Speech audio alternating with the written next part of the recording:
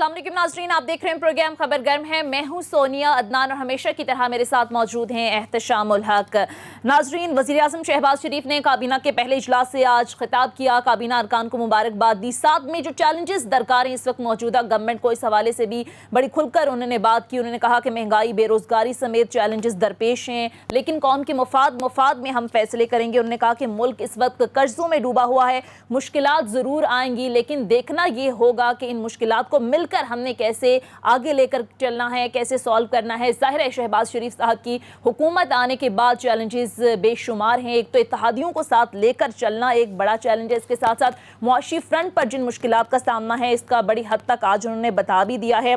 इसके साथ साथ नाज़रीन, गुज़िश्ता रोज़ 34 रुकनी काबीना ने हलफ तो उठा लिया, लेकिन मुसलसल इख्तलाफात की खबरें भी सामने आ रही हैं। पीपल्स पार्टी के चेयरमैन बिलावल भुट्टो जरदारी ने गुज़िश्ता रोज़ हमने देखा कि हल्फ बर्दारी की तकरीब में शिरकत तो की, लेकिन हल्फ नहीं लिया और फिर वो लंदन रवाना हो गए। इत्तलात ये भी हैं, खबरें ये सामने आ रही हैं कि कुछ ज़्यादा की शायद डिमांड कर रही है पीपल्स पार्टी। तो ये जो इख्तलाफात एकदम से सामने आ रहे हैं, अभी तो सही तरह से चीज़ें जो हैं वो आगे बढ़ी नहीं हैं, तो इख्तलाफात सामने आ गए हैं। तो आगे ये मामलात कैसे चलेंगे, किस तरह के चैलेंजेस इस वक्त मौजूदा हुकूमत को दरपेश हैं। इसके साथ साथ ज़ाहिर है पाकिस्तान तहरीक इंसाफ के लिए जो फॉरेन फंडिंग केस है, तोशा खाना बहुत ज़्यादा डिस्कस हो रहा है। क्या इस पर कोई मालिज हासिल कर पाएगी मौजूदा गवर्नमेंट, या फिर पॉलिटिकल एक पॉइंट स्कोरिंग है, या फिर मुश्किलात पैदा हो सकती हैं पाकिस्तान तहरीक इंसाफ के लिए? ये और बहुत सारे दीगर मामलात पर आज तफसील से बात करेंगे। और बात करने के लिए स्टूडियोज़ में हमारे साथ मौजूद हैं पाकिस्तान मुस्लिम लीग नून से अली परवेज़ साहब। अस्सलाम वालेकुम अली परवेज़ मलिक साहब, सबसे पहले तो thank you so much for being here. Sir, बहुत सारे चैलेंजेस हैं। आज वज़ीर आज़म ने भी ज़ाहिर है पहले काबीना इजलास से खिताब किया। उन्होंने कहा महंगाई है, बेरोज़गारी है, बहुत सारे मसाइल हैं, इत्तेहादियों को साथ लेकर चलना भी एक बहुत बड़ा चैलेंज है। लेकिन सबसे पहले सर, ज़ाहिर है अवामी रिलीफ आपके लिए इस वक्त एक बहुत बड़ा चैलेंज है। आज ब्रीफ करते हुए शहबाज शरीफ ने यह भी कहा कि पेट्रोलियम मसनूआत पर सब्सिडी से 61 अरब रुपए का नुकसान होगा। तो फौरी तौर पर कोई गैर मकबूल फैसले करने जा रहे हैं? आपको लगता है कि ये मुश्किल हो जाएगा आपके लिए? बिस्मिल्लाहिर्रहमानिर्रहीम। बहुत शुक्रिया सोनिया, आपने और एहतशाम साहब ने अपने शो में याद किया। देखें, ये हुकूमतें तो आनी जानी चीज़ होती है। हमें जिस चीज़ के ऊपर दुआ करनी चाहिए वो ये है कि इस तब्दीली के साथ इस मुल्क की बदहाली के अंदर कोई बेहतरी आ सके। मैं तो इस नीयत के साथ आगाज़ करना चाह रहा था। अब जो आपने महंगाई की बात की, लेकिन दूसरी बात ये समझ लीजिएगा कि महंगाई खुद ब खुद ही नहीं होती। It is result of some decisions that the government takes ना जी। अगर वो आपके फैसले मुनासिब ना हो तो उसका बोझ जो है वो गरीब तबके के ऊपर पड़ता है। तो हमें यकीनन चैलेंजेस का सामना है, और उसके लिए शहबाज शरीफ साहब ने अपनी टीम जो उन्होंने बनाई है काबीना की, उसके अंदर उन्होंने ऐसे लोग आई एम श्योर लेके आए होंगे कि जो इन चीज़ों को समझते हैं, और वो कोशिश ये करेंगे कि इस चीज़ के साथ साथ कि आपकी जो मईशत के अंदर इम्बैलेंसेस बिल्ड हुए हैं। अभी हम जो ऑफ एयर बात कर रहे थे एहतशाम साहब के साथ कि जो सूरत हाल इतनी खौफनाक किस्म की इमरान खान साहब जो छोड़ के गए हैं, अब इसको रिकैलिब्रेट करने के लिए देखें आपको किसी ना किसी तबके के ऊपर तो बोझ डालना पड़ेगा। तो उसके अंदर कोशिश ये होगी कि जो इमरान खान साहब की हुकूमत का फलसफा था कि आप अपने एटीएमओ को नवाजें और उसका सारे का सारा बोझ एक गरीब आदमी के ऊपर डालें, उसको थोड़ा सा रिकैलिब्रेट किया जा सके। क्योंकि ये भी याद रखिएगा इस हुकूमत के पास शायद इतनी रनवे मौजूद नहीं है कि वो देरपा इस्लाहात लेके आए जो इस मुल्क को आज दरकार हैं। तो आप रिकैलिब्रेशन से शुरू होंगे, और उसकी आपने चंद उसकी मिसाल भी आपने देखी भी है आज काबीना के अंदर, जो उन्होंने यूटिलिटी स्टोर्स के ज़रिए आटे चीनी की कीमतों को कम करने की कोशिश की है। जो आपकी तेल की कीमतों का मामला है उसके अंदर अनफॉर्चुनेटली इमरान खान साहब जाते हुए 50-50 रुपये लीटर डीजल के ऊपर, 20-20, 30-30 रुपये लीटर पेट्रोल के ऊपर सब्सिडी दे के गए हुए हैं। और दूसरी साइड पे IMF को लिख के दे के गए हुए हैं कि जी हमने 610 अरब PDL के अंदर इकट्ठा करना है। तो अगर आप टैक्स तो ना भी लें, पर अपनी जेब से आप ये किस तरह से सब्सिडी को फंड करेंगे, और किस तरह से जाके उन बैनुल-अक़वामी इदारे जिन्होंने आपको डॉलर देने हैं ताकि आप अपनी मईशत को आगे लेके चल सकें। क्योंकि सबसे बड़ा चैलेंज आपके पास आज ایکسٹرنل اکاؤنٹ کی سچویشن ہے. اور آپ کو یاد ہوگا عمران خان صاحب نے ہمیں بتایا تھا یہی وہ معیار ہے جس کے اوپر وہ معیشت کو بھانپنا چاہتے ہیں. تو آج اسی معیار کے اوپر آپ دیکھ لیں تو ایک بدحالی کی صورتحال نظر آتی ہے. تو مشکل چیزیں شہباز صاحب اپنی ٹیم آگے لے کے آئے ہیں, اللہ تعالیٰ ان کو کامیاب کرے. میں تو دعا ان کے لیے کر سکتا ہوں. صحیح ہے, امید بھی ہے کہ وہ کامیاب ہوں گے, کیونکہ اگر کامیاب نہیں ہوں گے تو پھر مشکلات قوم کے ساتھ ساتھ انہیں بھی بھگتنا پڑے گی, کیونکہ وقت کم ہے. 1.5 سال شاید اسمبلیاں مدت پوری کریں نہ کریں, اگر کرتی ہیں تو پھر الیکشن میں جانا ان کے لیے مشکل ہو جائے گا, جس نیریٹو کو بیس بنا کر وہ تحریک عدم اعتماد لے کر ہے. احتشام صاحب, کیا لگتا ہے آپ کو, آج ظاہر ہے کافی چیلنجز کا ذکر بھی کیا, مفتاح اسماعیل صاحب کی بھی آپ نے پریس کانفرنس دیکھی, صورتحال کیا لگ رہی ہے آپ کو؟ بلاول بھٹو نے حلف لینے سے انکار کر دیا, اسمبلیاں مدت پوری کرتی نظر آ رہی ہیں آپ کو ان چیلنجز کے ساتھ؟ سونیا, میری نظر میں سب سے اہم چیز جو ہے نا, وہ اگر آپ چیلنجز کہیں, مشکلات کہیں, جو کچھ بھی کہیں, اس وقت جو فوری طور پہ ایک بہت بڑا مسئلہ ہے, چاہے وہ وقتی ہے, تھوڑے دنوں بعد حل ہو جائے, وہ ہے آئینی محاذ پہ, قانونی محاذ پہ ایک ڈیڈ لاک ہے. معیشت اور اکنامک جس کو کہتے ہیں معاملات میں جو مشکلات ہیں وہ اپنی جگہ پہ ہیں. ابھی 16 دن 17 دن ہو چلے ہیں, آپ دیکھ لیں جو پنجاب میں ہم روز بات کرتے ہیں, ابھی تک معاملات ٹھیک نہیں ہوئے, گورنر صاحب اڑے ہوئے ہیں ادھر سے. اچھا اللہ کرے تھوڑی دیر بعد ملاقات ہونی ہے شہباز صاحب کی, ہمارے پریزیڈنٹ صاحب سے بھی ان کی چیزیں طے ہو جائیں. اب کہا ہونے جا رہا ہے کہ جی اگر آپ حلف نہیں لے سکتے اور کام نہیں کر سکتے تو آپ, مریم اورنگزیب صاحبہ کہتی ہیں آپ ریزائن کر دیں. شاید وہ اپنی طرف سے ٹھیک ہی کہہ رہی ہوں گی. گورنر صاحب کا رول کچھ اور بدل گیا ہے. چیف منسٹر صاحب کے بارے میں اب نئی نئی کہانیاں سن کے آ رہی ہیں کہ جی ان کا ریزائن تو منظور ہی نہیں ہوا, وہ تو انہوں نے کیوں پرائم منسٹر کو دیا, وہ تو گورنر کو دینا چاہیے. اب معاملات ہائی کورٹ کی طرف گئے, اللہ کرے یہ معاملہ حل. میرے خیال میں علی جو سب سے بڑا مسئلہ ہے یہ یہ چیزیں آپ کی ٹل جائیں. یہ جو معاملات آپ نے حل کرنے ہیں نا, مشکلات یہ آ جائیں گی پیس ٹائم میں. یہ وارڈ فوٹنگ پہ جو آپ کے مسئلے ہیں نا کہ یہ قانونی آئینی حیثیت حکومت کی بن جائے, اس کے بعد آگے چلیں گے. اب سب سے بڑا مسئلہ جو اس وقت میں دیکھ رہے ہیں کہ جی جو بار بار ہم بات کرتے ہیں, وہ پہلے بھی ہم بات کر رہے تھے پروگرام سے پہلے بھی, ہم نے ہمیشہ دیکھا ہے کہ جو حکومت چھوڑ کے جاتی ہے, جو پرائم منسٹر جاتا ہے, وہ اتنا ان پاپولر ہو کے جاتا ہے کہ کچھ کہنے کی یاد نہیں. 74 سالوں میں یہ بالکل الٹ ہو گیا ہے. یہ پاپولر بن کے آ گئے, آپ لوگ کہتے ہیں مانسٹر بن کے ان کے پیچھے پڑیں گے, یہ ہوں گے وہ. میں تو دیکھ کے حیران ہو گیا ہوں جو ویڈیوز آتی ہیں. خانہ کعبہ میں لوگ طواف کر رہے ہیں, میں حیران ہوں, طواف کرنا چاہیے. ادھر بھی لوگ لگے ہوئے ہیں کہ جی یہ بڑی ناانصافی ہو گئی ہے, ان کے ساتھ میاں بیوی لگے ہوئے تھے, عمران کے ساتھ تو اللہ سے حساب لینے آئے. یہ سیاسی باتیں ہیں, سیاست میں رہنے دیں, وہ آپ اپنا دینی کام کریں. معذرت کے ساتھ میں کہنا چاہوں گا کہ ایسی باتیں نہیں ہونی چاہیے. بہرحال اہم سوال اس وقت یہ ہے علی, جس کا جواب آپ دیں, کہ جو ابھی آپ نے تھوڑا سا سونیا نے آپ سے پوچھا بھی, آپ نے جواب بھی دیا ہے. فوری طور پہ جو آپ کی مشکلات ہیں نا, وہ اتنی بڑی ہیں کہ اگر IMF بیل آؤٹ نہیں کرتا آپ کو, جو کہ لگتا ہے کہ آج جو انیشل ملاقات ہو گئی ہے مفتاح صاحب کی, آپ گورنر صاحب وہاں پہ گئے ہیں. ویسے تو گورنر صاحب کو آپ ہٹائیں, آپ بھی کہتے تھے کہ وہ باہر سے لائے گئے ہیں, اسٹیٹ بینک کے گورنر, انہوں نے ایک مشکلات پیدا کی ہیں, وہ تو انہی کی لائن لیں گے. اب یہ ہے کہ سونیا جو فوری طور پہ $1 بلین ہمیں چاہیے نا, وہ اگر ہمیں مل جاتا ہے, پھر ہمیں یہ فنڈنگ لائن باہر کی جو ہے نا ملنا شروع ہو جائے گی. یہ آپ دیکھ لیں ڈالر آج پھر باؤنس بیک کر کے واپس آیا, 186 پہ چلا گیا. وہ جو 4 پہ 5 روپے کم ہوا تھا اور روپیہ بڑا تھا, وہ واپس آ گیا. ٹھیک ہے, اسی طرح سے اسٹاک مارکیٹ بھی جو ہے نا وہ جس کو کہتے ہیں اوپر نیچے ہو رہی ہے, لیکن اسٹیبل نہیں ہو پا رہی. اب ان حالات میں جو سب سے بڑا علی جو سمجھنے والی بات ہے کہ کیا آپ کے معاملات امریکہ سے ٹھیک ہو رہے ہیں, IMF کے ساتھ ٹھیک ہو رہے ہیں. ذاتی طور پر مجھے آپ سمجھیں کہ میں اگر کامنٹ دوں تو مجھے لگتا ہے, میں نے بھی پہلے بھی بات کی تھی کہ امریکہ کے ساتھ تعلقات ہمارے انتہائی اہمیت والے ہیں, یورپین یونین کے ساتھ بہت ہی اہمیت والے ہیں. اگر کوئی یہ سمجھتا ہے کہ جن کو بائی پاس کر کے, ان کو اگنور کر کے, بھلے ان کی اپنی ڈکٹیٹس بھی ہو سکتی ہیں, ان کے اپنے مسائل بھی ہو سکتے ہیں, اپنی باتیں بھی ہوں گی, بہرحال وہ کہتے ہیں آپ کو سفارتی زبان میں آپ کو چیزوں کو مینیج کرنا پڑتا ہے. اب سوال یہ ہے کہ کس حد تک علی آپ چیزیں مینیج کر لیں گے. اور یہ شارٹ ٹرم کے جو مسائل ہیں, ابھی جس طرح آج بات کر رہے تھے, ہماری مشکلات اتنی زیادہ ہیں, شاید کہانا باسی پیٹرول بڑھنا ہی بڑھنا ہے, اور بہت ساری مشکلات ہوں گی, غیر معمولی فیصلے اور ان پاپولر ڈیسیژن کرنے پڑیں گے. کیا ہوگا پھر؟ دیکھیں احتشام صاحب, بالکل ٹھیک آپ کہہ رہے ہیں. اس ملک کو ایک دستور کے تحت چلایا جاتا ہے, اور ہمارا جو آئینی گرڈ لاک ہوا ہے, یہ میرے خیال سے اولین ترجیح ہونا چاہیے, کیونکہ جب تک آپ اس سچویشن کو ریزالو نہیں کریں گے, معاملات آگے نہیں چلیں گے. تو میں یہاں تک تو آپ کے ساتھ بالکل اگری کرتا ہوں, پر کیونکہ سونیا نے آغاز ریلیف سے کیا تھا, تو اس لیے میں وہ آپ کی جو معیشت کے مسائل تھے اس کے اوپر آ گیا, پر میں اصولی طور کے اوپر آپ کے ساتھ بالکل ان اگریمنٹ ہوں. اب جو دوسری بات یہ آپ نے کی کہ جی کہ اسٹیٹ بینک کے گورنر کی آپ نے بات کی, اور باقی چیزیں دیکھیں یہ ٹیکٹیکل چیزیں ہیں. جہاں تک میری ذات کی بات ہے, میں نے پچھلے 3-4 سال کے اندر کسی ایک شخصیت کی اپنی حب الوطنی کو کویسچن نہیں کیا. وہ ایک پروفیشنل آدمی ہوں گے, انہوں نے اس ملک کو مشکل دورائے کے اندر سے نکالنے کی بھرپور کوشش کی تھی, اور اس وقت جتنی چینجز آ گئی ہوئی ہیں میرے خیال سے ہمیں اور چینجز کو منیمائز کرنا چاہیے اور کنسسٹنسی کے لیے لوگوں کو ساتھ لے کے چلنے کی کوشش کرنی چاہیے, کیونکہ اس وقت ہمارا سارے کا سارا فوکس ہونا چاہیے اس معیشت کو سٹیبلائز کرنے پہ. اور آپ نے بالکل ٹھیک کہا, یہ آئی ایم ایف کے $1 بلین کا معاملہ نہیں ہے, یہ آئی ایم ایف کی سرٹیفکیشن کا معاملہ ہے, کیونکہ آئی ایم ایف کی سرٹیفکیشن ہوگی کہ آپ کی معیشت اوپن فار بزنس ہے تو باقی ملٹی لیٹرل ایجنسیز جو ہیں of health, clean bill of health, بالکل ٹھیک کہہ رہے ہیں. دیکھیں even to the extent Ehtesham sahab میں آپ کو بتاؤں, سعودی سیف ڈپازٹ جو آپ کے پاس $3 بلین کا آیا ہوا ہے, اس کے اوپر لکھا ہوا ہے کہ جی اگر آئی ایم ایف کا اگریمنٹ آپ کے ساتھ ہوگا تو یہ پیسے آپ رکھ سکتے ہیں, ورنہ آپ ان پیسوں کو واپس کر دیں. آج آپ کے پاس تقریباً $11 بلین سے بھی کم کے ریزروز ہیں, اور آپ نے $10 بلین کا تو سیف ڈپازٹ لیا ہوا ہے چائنا سے,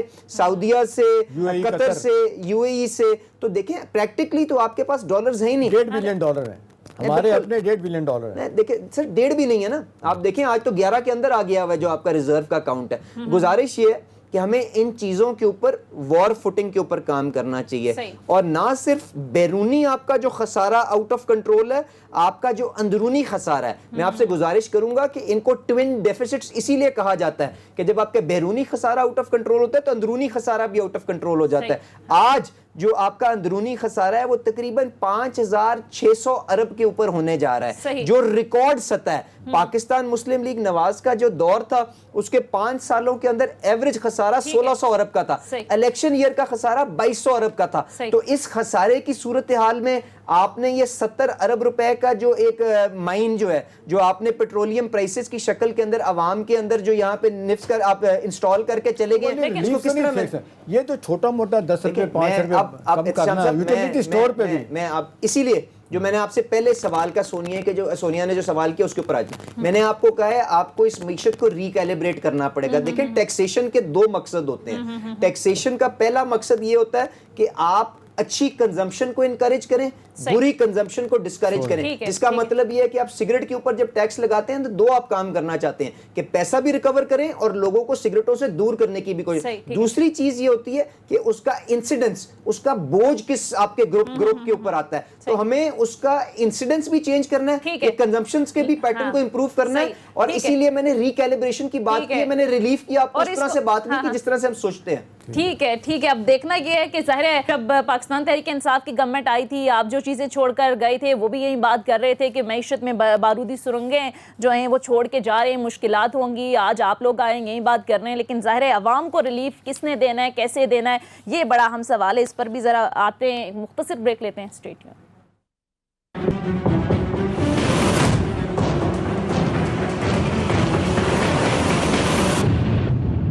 بریک کے بعد خوش آمدید. اب احتشام صاحب, بالآخر گزشتہ روز وفاقی کابینہ کی تشکیل تو سامنے آ گئی, لیکن اختلافات کی خبریں سامنے آ رہی ہیں. بلاول بھٹو تقریب حل برداری میں موجود ہونے کے باوجود انہوں نے حلف نہیں اٹھایا اور وہ پھر لندن چلے گئے. کیا لگتا ہے سر, خبریں یہ آ رہی ہیں کہ کچھ زیادہ ڈیمانڈ کر رہے ہیں صدر مملکت, چیئرمین سینٹ, گورنر پنجاب کے عہدے کے لیے پیپلز پارٹی بات کر رہی ہے, اور شہباز شریف صاحب نے تو ہاتھ کھڑے کر دیے, انہوں نے کہا ٹھیک ہے جائیں نواز شریف سے ملیں, ان سے بات کریں. تو حقیقت ہے سونیا انہیں لائٹر نوٹ کہتے ہیں کہ پہلے عمران خان لاڈلا تھا, آج کل بلاول لاڈلا بنا ہوا ہے. کن کا ہے مجھے بتانے کی ضرورت نہیں, کہنے کی ضرورت نہیں. اب یہ سوال یہ ہے کہ جی آپ بلاول صاحب نے یہ لنک کر دیا. ایک خبر یہ بھی ہے کہ جی پی ڈی ایم کو آپ نہیں لے کے آئیں گے, وہ محسن داور ان کو نہیں لیں گے, اے این پی کو نہیں لیں گے. اسی طرح سے اختر مینگل گروپ ناراض بیٹھا ہوا ہے, ان کی اپنی مشکلات ہیں, مسائل ہیں. وہ ایک واقعہ ہوا آپ کو پتہ ہے وہاں, وہ کہتے ہیں پہلے اس کا نوٹس, اس کی تحقیقات کی جائے وہاں پہ.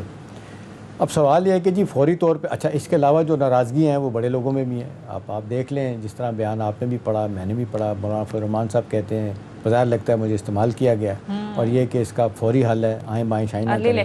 اور پھر آپ کے اندر بھی آپ دیکھ لیں ایک بڑا اسٹرانگ گروپ ہے, یا گروپ کہیں یا شخصیات کہیں, اپنے خواجہ آصف صاحب وہ کہتے ہیں فوراً الیکشن ہونے چاہیے, ڈیفینس منسٹر ان کو عہدہ دیا گیا ہے. شاہد خاقان عباسی وہ بڑے تن سے بھی کہتے ہیں کہ نہیں اگست 2023 میں الیکشن ہوں گے. سوال یہ ہے کہ یہ اختلافات تو ہیں, بہت سارے لوگوں کا خیال ہے اس کا فائدہ عمران خان کو ہوگا اگر ہم ڈیٹ کرتے ہیں, کیونکہ دینے کے لیے کچھ نہیں ہے, حالات اتنے خراب ہیں. نہیں دیں گے تو مشکلات ہوں گی، خزانہ خالی ہے، مشکل ان پاپولر ڈیسیجن ہم نے کرنے ہیں، اور اس کا فائدہ اس کو ہوگا جو جس طریقے سے جلسے جلوس کر رہے ہیں۔ اسد عمر صاحب نے بڑی آسانی کے ساتھ کہہ دیا کہ جی دیکھیں کیا ہوا، ایک ہفتے کے اندر $4 بلین جو ہے نا وہ ریزروز کم ہو گئے۔ مجھے بڑی ہنسی آ رہی تھی کہ ہمیں تو کم از کم دیانت داری کی بات کرنی چاہیے اخبار نویس کے طور پہ، وہ $4 بلین واپس نہیں کرنے پیسے لوگوں کے، وہ تھے نا، یا تو کہنے کہ $4 بلین کو اٹھا کے کسی کی جیب میں چلے گئے، ظاہر ہے وہ پیسے کم ہیں، آپ کو جو آپ نے ٹائمنگ دی ہے لوگوں کو پیسے واپس کرنے ہیں، باہر کی دنیا کے ڈیٹ وہ تو آپ نے کرنا ہی کرنا، $9 بلین آپ نے جون تک آپ نے واپس کرنا ہے، کیسے کریں گے؟ خصوصی طور پہ $3 بلین اس میں جو فوری دینا آپ نے، تو ظاہر ہے وہ پیسہ نکلا ہوگا۔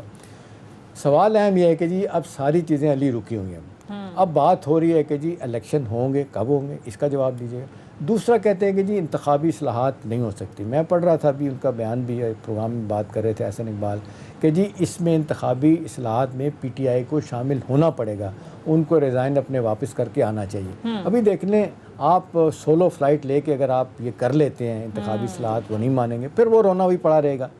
ابھی کیا طریقہ کیا جائے کہ جو کہا جا رہا ہے انتخابی اصلاحات ہو جائیں، 10 الیکشن 70 کے بعد ہوئے، سب کہتے ہیں غلط ہیں، ہارنے والا کوئی نہیں مانتا، اس کی ایکسیپٹیبلٹی کیسے ہوگی اور کتنا آسان ہوگا انتخابی اصلاحات کا، EVM مشین کا جو اپروو کر کے چلے گئے اوورسیز پاکستانیز کا، وہ یہ آپ کے خیال میں یہ بائی پارٹیزان اپروچ بن پائے گی؟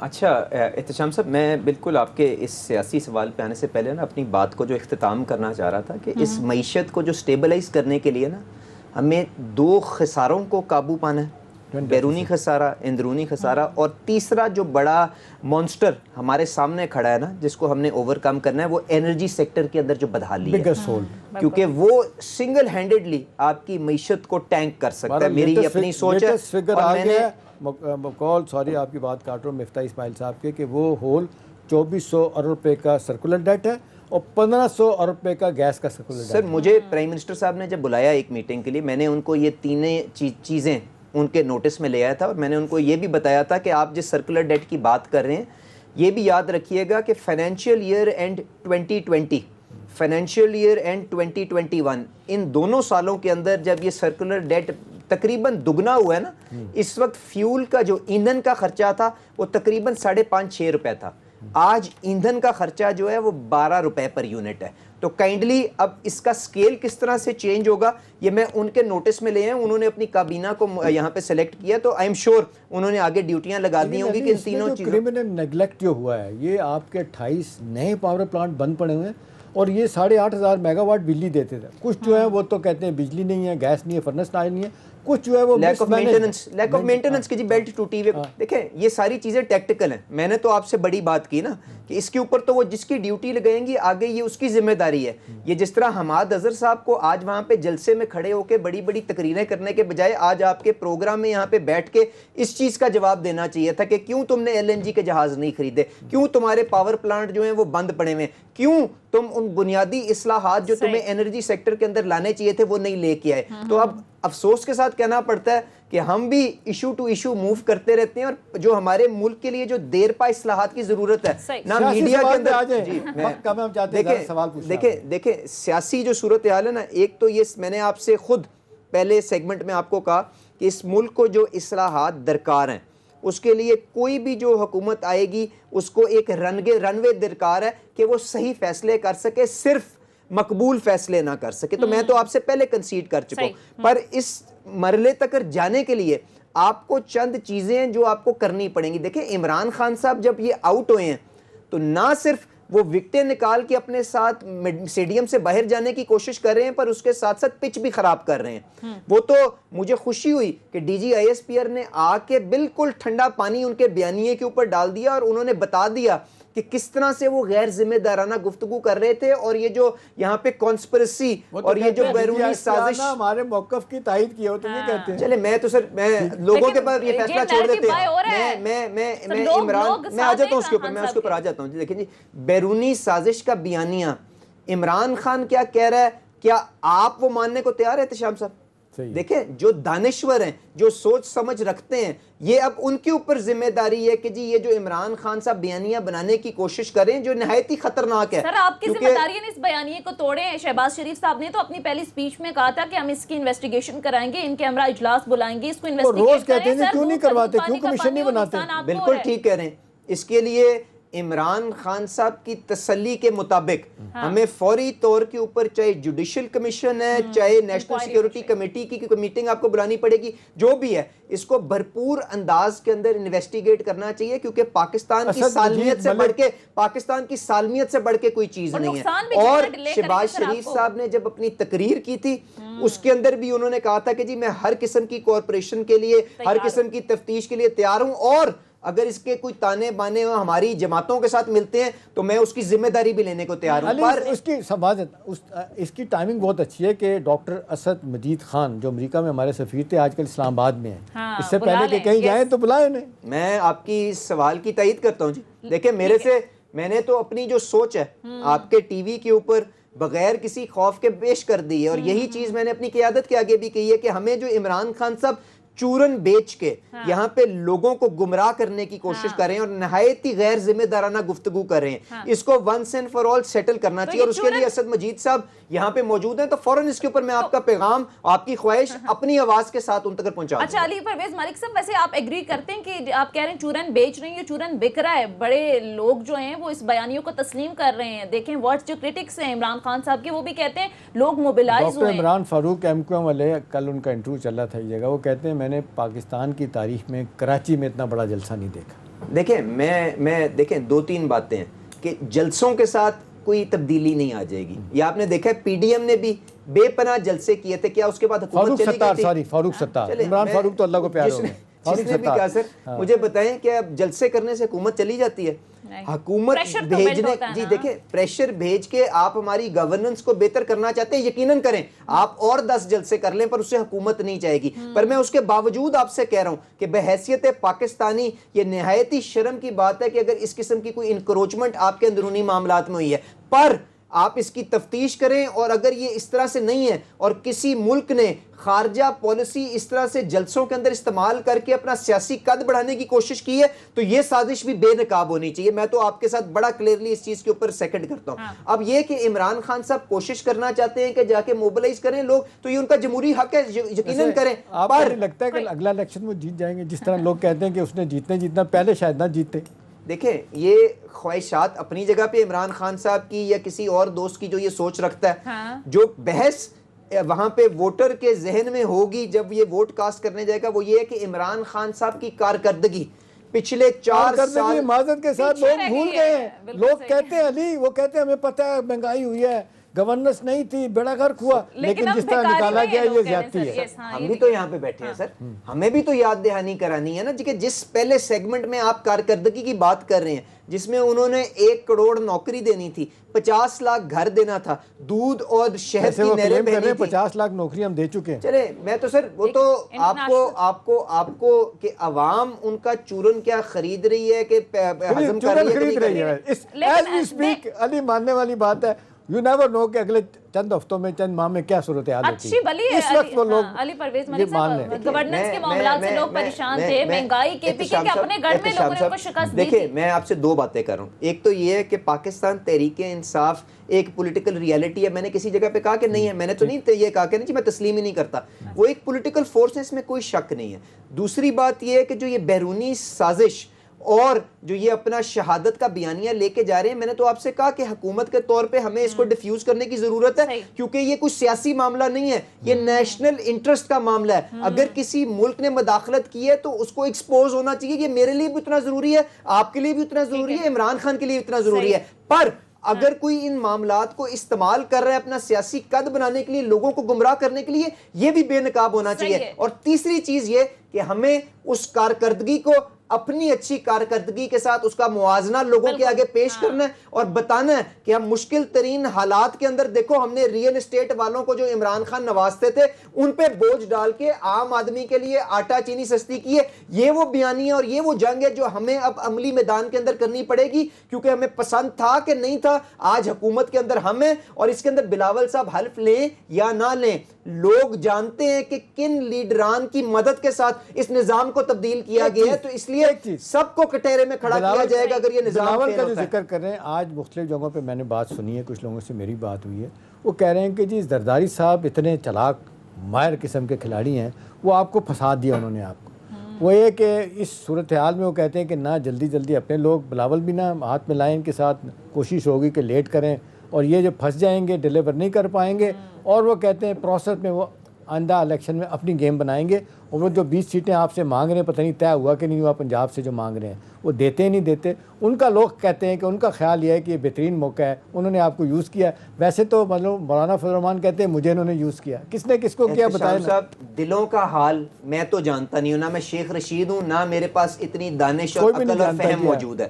گزارش یہ ہے کہ پاکستان کی عوام یہ جانتی ہے کہ کن قوتوں نے مل کے عمران خان سے اس قوم کو چھٹکارا حاصل کروا کے دیا ہے۔ اگر یہ جو نظام جو اب آگے آیا ہے اگر یہ فیل ہوتا ہے تو آپ کا کیا خیال ہے کہ صرف شہباز شریف صاحب کو کٹہرے میں کھڑا جائے گا؟ بلاول بھٹو صاحب سے یہ نہیں پوچھا جائے گا کہ آپ کابینہ کا حصہ تھے، آپ نے ساری کی ساری جد و جہد کے اندر ساتھ کھڑے رہے؟ کیا مولانا فضل الرحمان صاحب سے یہ نہیں پوچھا جائے گا کہ آپ پی ڈی ایم کے صدر تھے، آپ نے اس تحریک کو آگے لے کے چلے تھے؟ تو یہ ساروں کے لیے ایک امتحان ہے، اس کے اندر سب کو خلوص نیت کے ساتھ کوشش کرنی چاہیے کہ اب عوام کے لیے آسانیاں پیدا کر سکیں اور ایک بہتر گورننس کا نظام آگے لے کے آ سکیں۔ میری تو یہ خواہش ہے۔ سنیے، ماضی قریب کی آپ بات کر لیں، پہلے بھی آپ نے اتحاد بنایا تھا، پی ڈی ایم میں بھی بنایا تھا، پر ایک دوسرے پر الزامات جب آپ لگاتے ہیں تب آپ سے سوال ہوتا ہے تو آپ کہتے ہیں یہ تو سیاست ہے، سب کچھ چلتا رہتا ہے۔ میری سوچ ہو سکتا ہے آپ کے ساتھ ان اگریمنٹ میں ہو سکتا ہے میں آپ سے اختلاف کرتا ہوں، آج یہ زیر بحث اس کو کرلانے کا فائدہ کوئی نہیں ہے۔ We are where we are.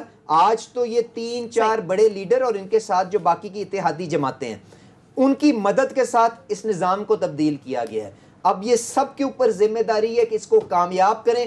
اگر کوئی یہ سمجھتا ہے کہ اس کی ذمہ داری ایک آدمی کے اوپر زیادہ ہوگی کیونکہ وزیر اعظم ہے اور دوسرا آدمی جس کی آدھی کابینہ ہے وہ اپنا اسی طرح سے اپنے آپ کے ہاتھ جھاڑ کے چلا جائے گا، پاکستان کی عوام اتنی بے وقوف نہیں ہے۔ ہمیں نیک نیتی کے ساتھ سب جو مل کے جنہوں نے یہ مخلوط حکومت بنائی ہے اس سسٹم کو کامیاب کرنے کی بھرپور کوشش کریں۔ ایک چیز بتائیں کہ یہ جو الزامات کی بارش لگی ہے کہ جی یہ سارے کرمنل جو ہے نا انہوں نے حلف اٹھا لیا ہے، سب پہ کیسز ہیں، 11 تاریخ کو فرد جرم 16 بلین روپے کی نہیں جا رہی تھی منی لانڈرنگ کی، اسی طرح سے باقی لوگوں پہ تھی، انہوں نے کہا جی اسی دن ان کو ہٹا دیا گیا جو بندے انویسٹیگیشن کر رہے تھے ایف آئی اے کے، اب وہ سارے کے سارے پاک ہو گئے۔ اب سوال یہ ہے کہ اتنے تیزی کے ساتھ جو الزامات لگ رہے ہیں آپ لوگوں کو، وہ کہہ رہے ہیں کہ جی یہ ایک گیم پلان بنایا گیا ہے اور ان کو کہا گیا ہے، یہ چاہ رہے ہیں کہ سارے کیسز ختم کروائیں، نیب کو ختم کرنے کی بات ہو رہی ہے، کیسز ختم کرنے کی بات ہو رہی ہے، یہ جو اتنا کا کرٹیسزم آپ کے اوپر ہو رہا ہے اس کو کیسے آف سیٹ کریں گے آپ لوگ؟ دیکھیں احتشام صاحب، آپ نے سیاست یہاں پہ دہائیوں سے کور کی ہے، ٹھیک، مجھے بتائیں پچھلے 3 سال کے اندر جس طرح سے لوگوں کی پگڑیاں اچھالی گئیں، جس طرح سے لوگوں کے اوپر الزام لگے، الزام کیا یہاں پہ تو لوگوں کے اوپر ہیروئن ڈالتے ہم نے دیکھا، تو الزامات کی بنا کے اوپر تو آپ کسی کو اس سسٹم سے نظام سے باہر اور اندر نہیں کر سکتے نا۔ گزارش یہ ہمارا جو قانون اور ضابطہ اور جو دستور موجود ہے اس میں کسی کے خلاف کوئی کسی کو سزا ملتی ہے تو وہ ایوان کا حصہ نہیں بن سکتا، اس نے وزیر اعظم یا وزیر کیا جا کے بننا ہے۔ تو یہ نظام کے اوپر اعتماد رکھیں، کسی کے خلاف اگر کوئی ریفرنس دائر ہو گیا تو میرے وزیر بن جانے سے وہ ریفرنس رک نہیں جائے گا، مجھے اس کا جواب دینا ہے، جب فیصلہ آئے گا تو مجھے نظام سے علیحدہ کر دیا جائے گا اگر میرے خلاف فیصلہ ہوا۔ پر آج ہمیں دھیان صرف اور صرف اس ملک کی سالمیت کو، اس ملک کو جو بڑے چیلنجز درپیش ہیں ان کو سامنے رکھنا چاہیے اور سب کو اتفاق رائے کے ساتھ۔ میری خواہش ہے، میں نے بے پناہ چینلز میں بھی کہا اور آپ نے بھی اس کی طرف اشارہ کیا ہے کہ پاکستان تحریک انصاف کو بھی اپنی ذمہ داری کا احساس کرنا چاہیے۔ چند چیزیں ہوتی ہیں جن کو اتفاق رائے سے کرنا چاہیے، الیکشن ریفارمز، احتساب کے قوانین، جوڈیشل ریفارمز، آئیں بیٹھ کے اس اسمبلی کے اندر اتفاق کے ساتھ یہ ریفارمز کریں اور ملک کو جلد از جلد الیکشن کے اندر لے کے جائیں۔ یہی وہ راستہ ہے جس سے ہم اس ملک کے مسائل کو دیر پا انداز کے اوپر آگے بڑھنا چاہیے، اتفاق رائے سے تبھی معاملات حل ہو سکتے ہیں۔ مختصر بریک لیتے ہیں، اسٹے ٹیون۔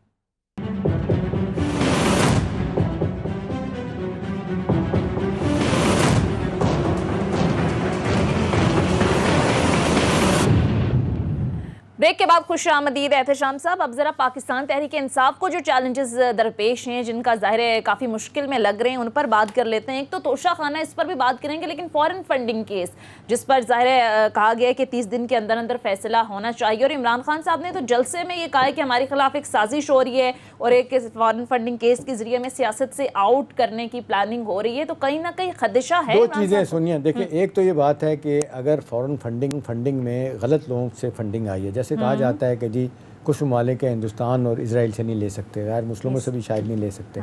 बहरहाल अब कंपनियों से नहीं ले सकते, कंपनियों से नहीं, इंडिविजुअल जो है ना वो उनसे लिया जा सकता है। अब सवाल इस वक्त यह है, दो चीज़ें जो एक पीटीआई के सोनिया हक में बात जाती हैं, जब शाह महमूद कुरैशी कहते हैं कि जी क्या मसला है कि जी आप डे टू डे बुनियादों पे इनकी बात को चला रहे हैं कि जी फॉरेन फंडिंग केस मुकम्मल किया जाएगा। इस तरह के केसेस PMLN पे भी है, पीपल्स पार्टी पे भी है, वो क्यों नहीं किए जा रहे? उनको भी चलाएं।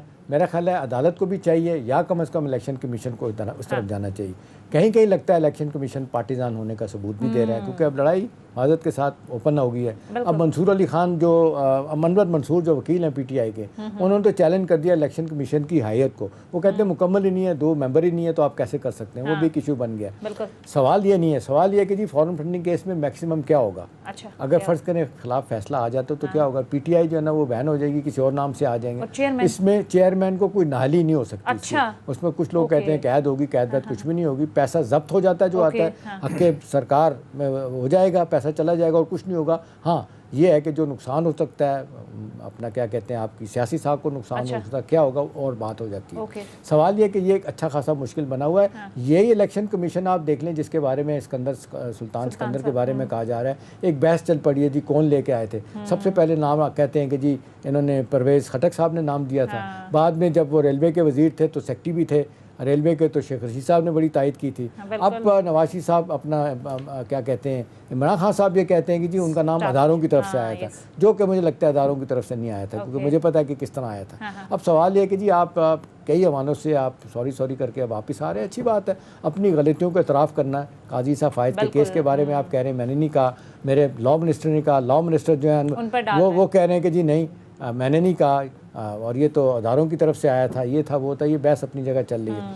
सवाल ये कि इसका कुछ गैन कर लेंगे जो प्राइम मिनिस्टर अभी कह रहे हैं, चीफ इलेक्शन कमीशन। देखिए मेरा ख्याल है सारी वो जो चीज़ें हैं ना, कुछ चीज़ें तो बड़ी तेज़ी के साथ उनके मनफी में जा रही हैं इमरान खान साहब की, उनको ये फायर फाइटिंग करनी होगी। लेकिन एक बिगेस्ट प्लस उनका है, आज सोशल मीडिया से ख़िताब करना है, कल लाहौर में जलसा करना है, लोग उनकी सारी बातें भूल रहे हैं। अब लोग कह रहे हैं कि जी जिस तरह अली भी कहते रहते हैं, बहुत सारे लोगों का भी ख्याल है कि जी इस हुकूमत को 5 साल पूरे करने देते हैं, PTI की हुकूमत को, ये रेलिवेंट हो जाते हैं, फिर जब आते दोबारा से तो इनको कोई नहीं गिर जाते। तो अब जाहिर सी बात है जिस तरीके से वापस आ रहे हैं तो इतनी आसानी के साथ ये सारी बातें, आज कोई सोनिया बात मानने के लिए तैयार नहीं है। इलेक्शन कमीशन ने क्या किया, फॉरेन फंडिंग क्या थी, लोग ये कहते हैं कि नीजूद के साथ ज्यादती है। एक ऑनेस्ट आदमी था, आप लाख जो मर्जी कहें, तोशा खाना वाला बहरहाल सवालिया निशान है। मुझे ज़ाती तौर पे लगता है कि ये हाई मॉरल ग्राउंड, ये सवाल है मोरालिटी का, ये नहीं लेने चाहिए थे उस जैसे आदमी को जो हमेशा क्लेम करता है कि मैंने कुछ नहीं लिया। अब आप नाराज़ होकर अगर कहें कि जी मेरा पैसा मैंने खर्च किया, तो ये कोई बात नहीं करेगा। लेकिन इस्लामाबाद हाई कोर्ट ने सर आज कहा है कि इमरान खान को मिलने वाले तहफ़्फ़ की तफसीलात सामने लाई जाएं। तो आपको लगता है अगर ये सिलसिला चल रहा है तो पिछले दो बयान है सोनिया, 2 बयान है। एक उन्हीं का बयान है कि जी तफसीलात वापस लाएं, और दूसरी तरफ ये कहा गया है कि जी अगर उन्होंने पैसे दे के ले लिए तो इसमें कोई बुराई नहीं, आइन के मुताबिक। अच्छा सोनिया, आइन के मुताबिक तो बुरा नहीं है ना। मतलब पहले 15% था, अब ये 50% दे के ले गए। सवाल ये है कि आपको रियासत को, एक प्राइम मिनिस्टर को जो तोहफे दिए जाए, मैं आपको कुछ चीज़ दे दूँ, आप जाकर मुझे पता चले बेच आई हैं, तो मुझे कितना अफसोस होगा। तो एक कितना बड़ा लीडर है, उनके बारे में पता चला। अब आप ये लाख कहें कि जी मैंने वो बेच के मैंने बनी गला की ज़मीन पर अपना सड़क बनवाई थी, ये कोई बाई नहीं करेगा। ये एक जिसको कहते हैं इखलाकी जवाज़ नहीं बनता, किसी तौर पे नहीं बनता, इसको कोई डिफेंड नहीं कर सकता। सर पिछली जो गवर्नमेंट रही है PMLN या पाकिस्तान पीपल्स पार्टी, अगर ये मामला अगर खुलता है बिलफर्ज तो ये वहाँ तक भी जाएगा। अच्छा कि आपने याद करा दिया। मुझे याद है अली की ये सवाल जब नवाज साहब की ज़माने में हुआ था, वहाँ पे एक रूल निकाला गया था, फवाद हसन फाद ने कुछ लोगों ने मिलकर कि ये तो एक स्टेट सीक्रेट है, इसके बारे में नहीं पूछा जाए। ये सवालात नवाज साहब से भी हुए थे, ठीक है ना, और उनका भी जवाब नहीं दिया गया था। वो भी ताक लेके गए, मुशर्रफ साहब भी ले गए, गिलानी साहब ले गए, शौकत अजीज साहब ले गए। मादत के साथ एक आदमी जो भूखा है, जिसके पेट में पैसा रोटी नहीं है, اور پیسہ نہیں ہے وہ کرے, جن کے پاس پیسے اتنے بلین اینڈ بلین ہیں وہ یہ کام کریں تو دکھ ہوتا ہے. ٹھیک ہے. اچھا علی پرویز ملک صاحب, فورن فنڈنگ کیس کا جو معاملہ ہے, اب آپ کو لگتا ہے کہ جینوئن اعتراض کر رہے ہیں پاکستان تحریک انصاف والے کہ یہ پی ایم ایل این کا معاملہ بھی الیکشن کمیشن میں ہے, پاکستان پیپلز پارٹی کا ہے, سب کا آپ ساتھ دیں, فیصلہ سب کی کریں ہیئرنگ؟ اچھا, میں آپ کے سوال پہ آنے سے پہلے جو احتشام صاحب ثاقب اور نثار جو نہیں ثاقب اور امین سابقہ وزیر اعظم ہیں ہمارے, ان کی جو یہاں پہ ایمانداری کی آپ مثالیں دے رہے تھے, میں ان کے اوپر چند باتیں کرتا جاؤں.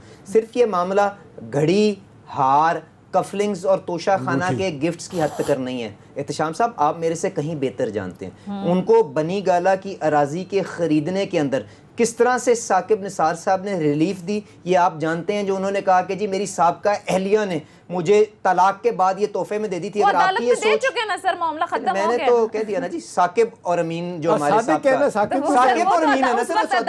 چلیں اچھا آ جائیں, آپ دوائیاں مہنگی کریں اور بعد میں زمان پارک کا گھر اپنا 10 کروڑ کا رینوویٹ کروا لیں, جو آپ کے ٹیکس کے اندر آپ کے کہیں پہ آپ جسٹیفائی نہ کر سکتے ہو, آپ مجھے بتا دیں. وزیر اعظم بننے سے پہلے وہ کالی لینڈ کروزر بلٹ پروف جس کے اندر پھرتے تھے, اس کی کیا ملکیت تھی, آپ مجھے جواب دے دیں. دیکھیں, اور جب وزیر اعظم بنتے ہیں اس کے بعد کروڑ روپے ٹیکس دیں, اور اس سے پہلے جو 40 سال گزرے اس میں آپ نے کروڑ روپے ٹیکس نہ دیا. اب آ جائیں الیکشن کمیشن, وقت ختم ہو گیا احتشام صاحب, جواب دے دوں آپ کا سر وقت ختم ہو گیا معذرت کے ساتھ. شباسی صاحب نے اپنی چاروں جگہ ہیں ان کو سرکاری ڈکلیئر کر دیا. الیکشن کمیشن کی جو آپ یہاں پہ کہہ رہے ہیں نا کہ پارٹیزن رول ہے, میرے خیال سے غیر مناسب ہے. جو الیکشن کمیشنر ہے اس نے بڑی محنت کے ساتھ لوگ بھی سارے الیکشن کمیشن کے باہر احتجاج کرتے ہیں, اور جو ہمارا جو آپ مقابلہ جو کیس کا ان کے فورن فنڈنگ کیس کے ساتھ کریں نا, ایک بات یاد رکھیے گا, ان کا کیس 8 سال سے پینڈنگ ہے, 8 سال سے پینڈنگ ہے. اگر ہمارے کیس کو بھی اتنی دیر ہو گئی ہے تو یقیناً فیصلہ کر لیں. اور کیمپ آفس کے اوپر اگر کوئی انہوں نے غیر اخلاقی غیر قانونی چیز کی ہے تو اس کے لیے ان کو جواب دینا قانون کے اندر یہ اجازت ہے. ملک صاحب ہمارے ساتھ موجود تھے. ٹھیک ہے ناظرین, یہ تھا ہمارا آج کا پروگرام. فیڈ بیک ضرور دیجیے گا. خدا حافظ.